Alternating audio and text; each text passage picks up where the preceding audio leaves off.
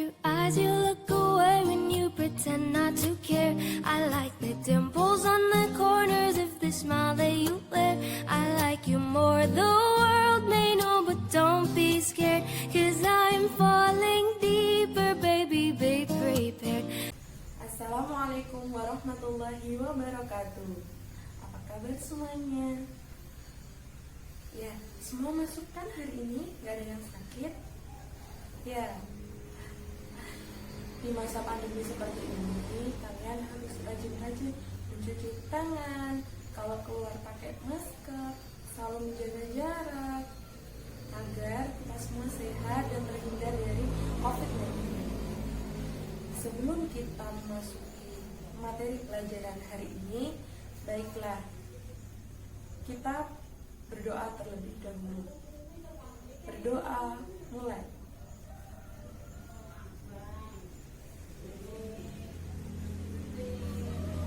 Doa selesai.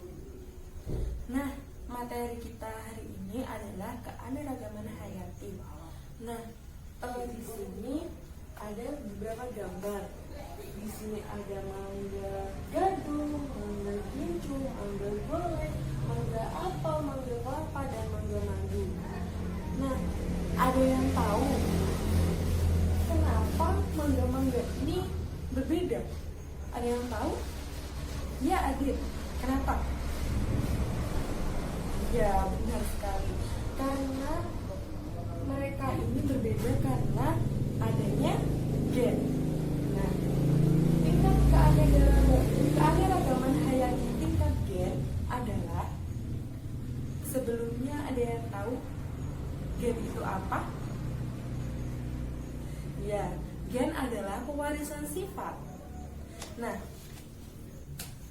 pewarisan sifat ini terdapat pada kromosom yang menyebabkan perbedaan gen atau sifat dalam satu spesies mangga, namun berbeda gennya sehingga atau sifatnya, sehingga memunculkan keanekaragaman atau variasi.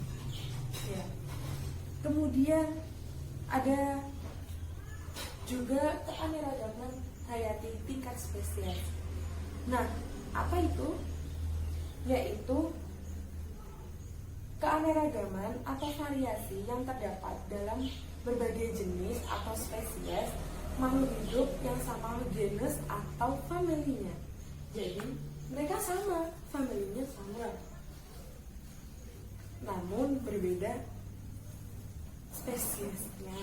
Ya, ini ada kelapa, ada pinang, ada lontar, ada pinang merah, ada aren, ada kelapa sawit. Mereka kan masih satu family, itu kelapa-kelapaan, ya kan?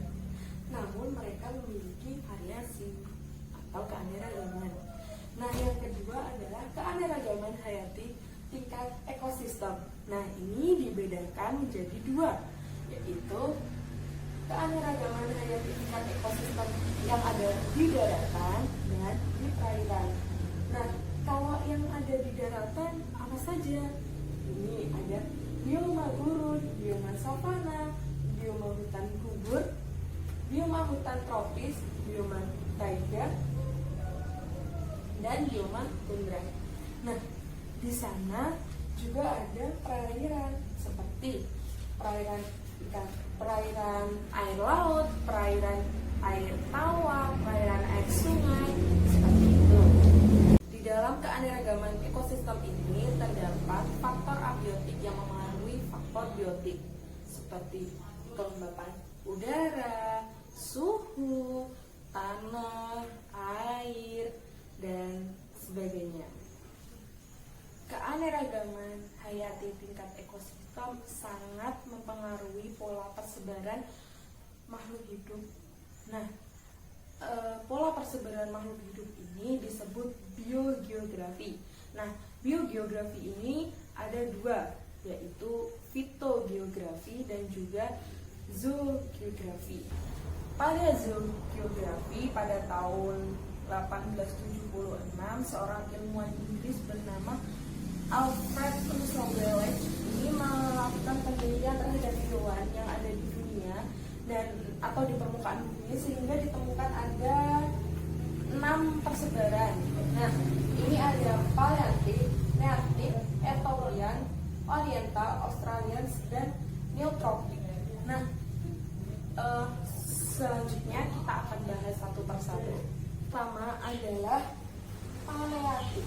Nah, ini hampir menguasai seluruh Eurasia. Di sini terdapat perbedaan iklim yang dan suhu yang sangat tinggi, dan di sini juga terdapat keanekaragaman yang sangat tinggi. Nah, hewan yang hidup di wilayah Palearktik ini diantaranya adalah bison, landak, kucing kutub, dan beruang. Zona Nearktik. Nah, zona ini meliputi Amerika Utara dan seluruh Greenland. Nah, kondisi fisik lingkungan bersalju, hutan gugur, padang rumput, atau hutan konifer. Hutan hewan yang hidup di zona seperti ini, contohnya kalkun, salamander, kemudian ada bison dan caribou. Nah, ada di bawahnya neotropik. Ya, neotropik ini meliputi Meksiko bagian selatan hingga Amerika Tengah dan Amerika Selatan. Nah, kondisinya tropis hingga subtropis, sehingga hewan yang hidup di wilayah neotropik ini antara lain armadillo, giant anteater, atau hewan yang berkuku panjang seperti ini ya. Ada babi juga, ada kucing juga di wilayah neotropik. Nah, di sebelahnya ada Australis.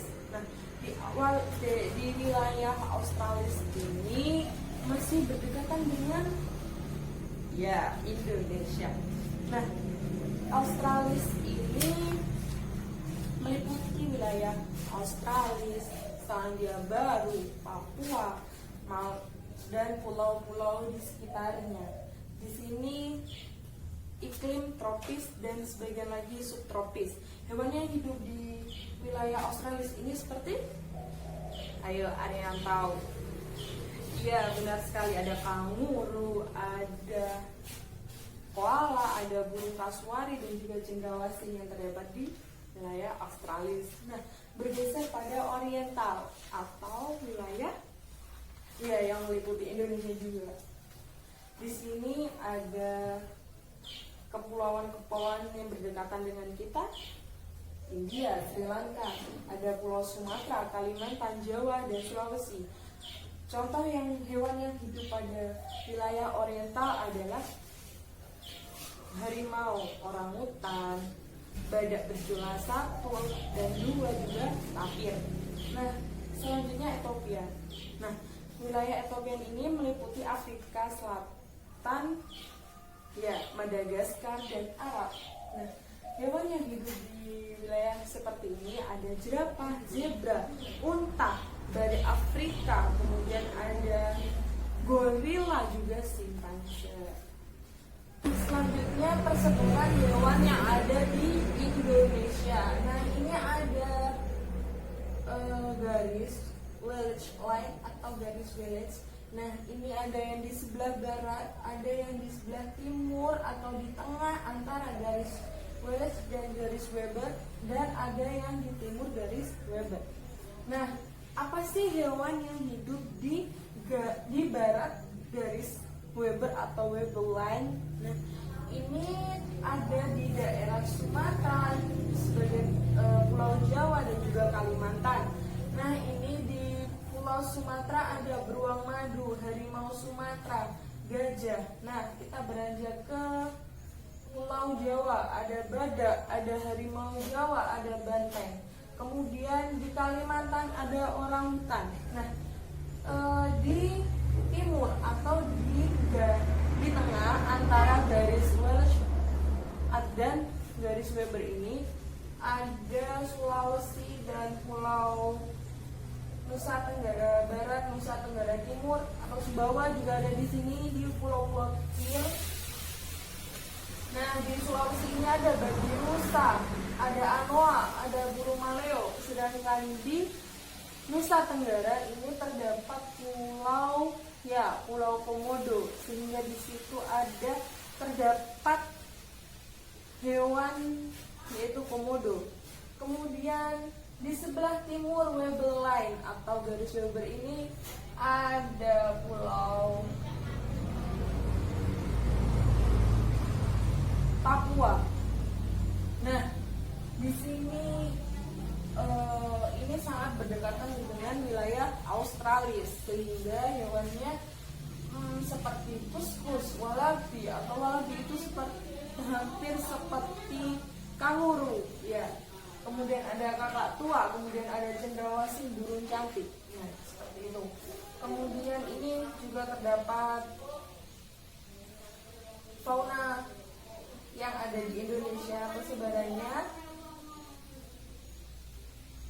ini yang terdapat pada bagian barat garis Welsh. Kemudian ini peralihan atau ada di tengah ini tadi. Kemudian yang ini ada di sebelah timur atau hampir berdekatan dengan Australia. Selanjutnya fitogeografi. Nah, keanekaragaman hayati tingkat ekosistem juga ada tentang flora atau tentang tumbuhan. Nah, yang pertama adalah keanekaragaman tumbuhan di hutan hujan tropis. Nah, memiliki ciri-ciri berbagai jenis ekosistem dan keanekaragaman yang berlimpah. Nah, contohnya adalah anggrek dan paku-pakuan. Nah, juga terdapat tumbuhan yang saprofit seperti Rafflesia arnoldi. Nah, selanjutnya keanekaragaman hayati di hutan musim. Nah, ini contohnya seperti di Baluran, Jawa Timur. Berbagai jenis pohon yang mendominasi adalah yang berkayu seperti pohon cendana, pohon jati, dan sebagainya. Nah, kemudian ada keanekaragaman tumbuhan di lahan hutan savana. Nah, ini umumnya tempat berburu dan menggembala. Yang mendominasi adalah rumput-rumputan dan herba, dan pohon di sini jarang ditemui. Namun terdapat banyak tumbuhan xerophyt atau kaktus yang dapat bertahan hidup di padang yang sangat panas. Pelestarian keanekaragaman makhluk hidup ini ada dua, yaitu in situ dan ex situ. In situ yaitu pelestarian yang ada di dalam habitatnya asli, di alamnya asli, sehingga jika dia dikeluarkan ke habitat luarnya itu akan menyebabkan mereka akan hidup dalam bahaya. Nah, contohnya adalah cagar alam dan taman nasional. Nah, kedua adalah ex situ. Nah, ex situ ini adalah pelestarian pada makhluk hidup yang dilakukan di luar habitat aslinya. Nah, seperti contoh adalah kebun koleksi, kebun pasparufa, dan juga kebun raya, kebun binatang. Nah, itu merupakan pelestarian ex situ atau tidak dalam habitatnya. Nah, anak-anak sekalian, telah usai materi pembelajaran hari ini, nanti akan Ibu berikan beberapa soal yang harus kalian jawab, dan juga nanti akan kalian mendapatkan poin. Nah, soalnya bisa dilihat di halaman buku LKS halaman 15. Di situ ada soal 1 sampai 25 yang bisa dikerjakan, kemudian nanti dikumpulkan kepada Ibu, nanti saya nilai, ya.